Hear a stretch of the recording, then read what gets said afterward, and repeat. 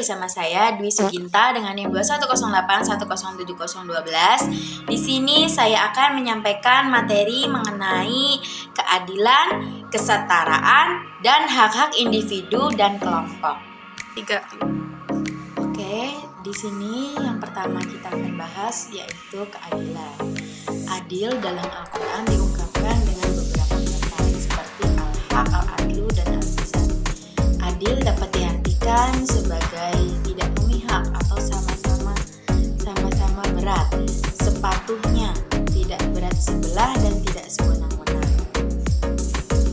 Jadi, keadilan dapat disimpulkan bahwa keadilan merupakan suatu hal yang abstrak. Guna mewujudkan suatu keadilan harus mengetahui dulu apa arti keadilan itu sebetulnya. Untuk tidak perlu dirumuskan definisi yang setidaknya mendekati dan tidak memberikan gambaran atau arti dari keadilan. Menurut Johann Rawls mengemukakan konsep keadilan sebagai suatu konsep yang netral kultur. Nah, di sini ada 3 prinsip keadilan. Yang pertama ada kebebasan yang sama yang sebesar-besarnya. Yang kedua ada perbedaan. Dan yang ketiga ada persamaan yang adil atas kesempatan. Pada kenyataannya, ketiga prinsip itu tidak dapat diwujudkan secara bersama-sama karena dapat terjadi prinsip yang satu berbenturan dengan prinsip yang lainnya. Nah, Johann Rawls ini memprioritaskan bahwa prinsip kebebasan yang sama yang sebesar-besarnya secara intelektual berlaku terlebih dahulu daripada prinsip kedua dan ketiga. Equality-nya before the law dan arti kesederhanaan bahwa semua orang sama di depan hukum.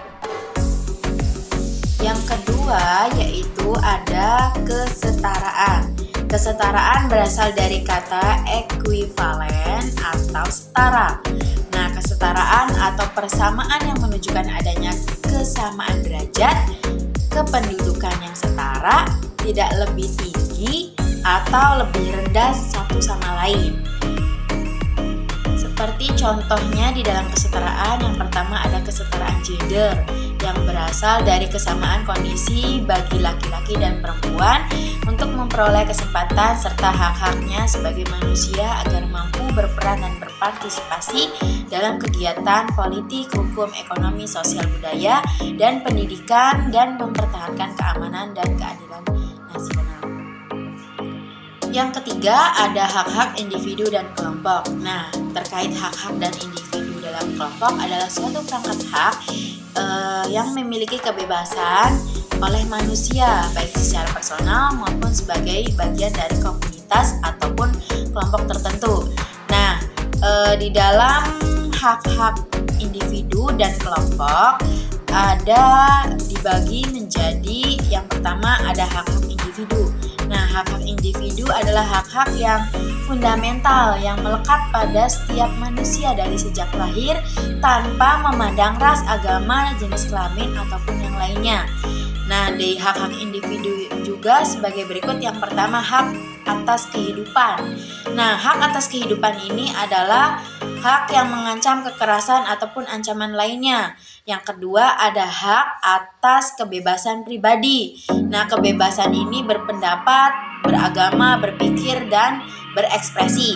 Yang ketiga, ada hak ekonomi. Hak ekonomi yang berkaitan dengan pekerjaan, pendidikan, serta akses terhadap kebutuhan dasar seperti makan dan tempat tinggal.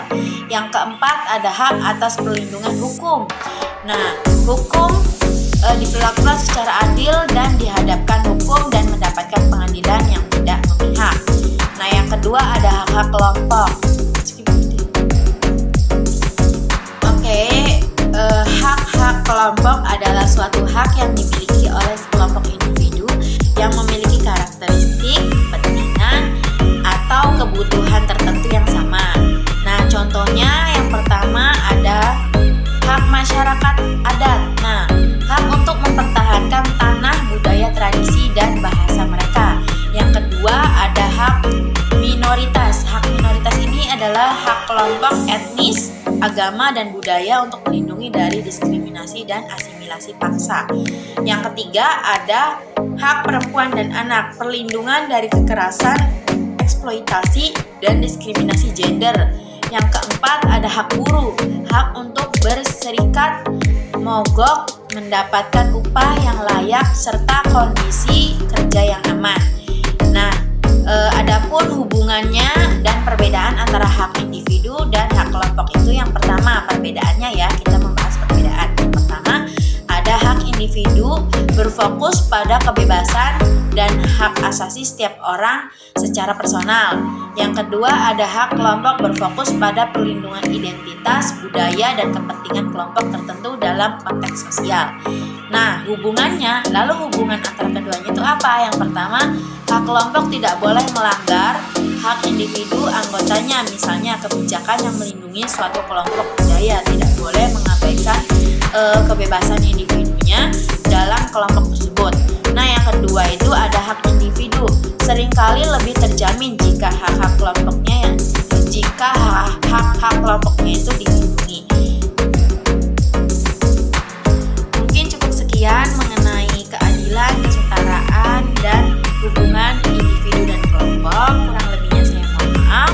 Wassalamualaikum warahmatullahi wabarakatuh. Dadah.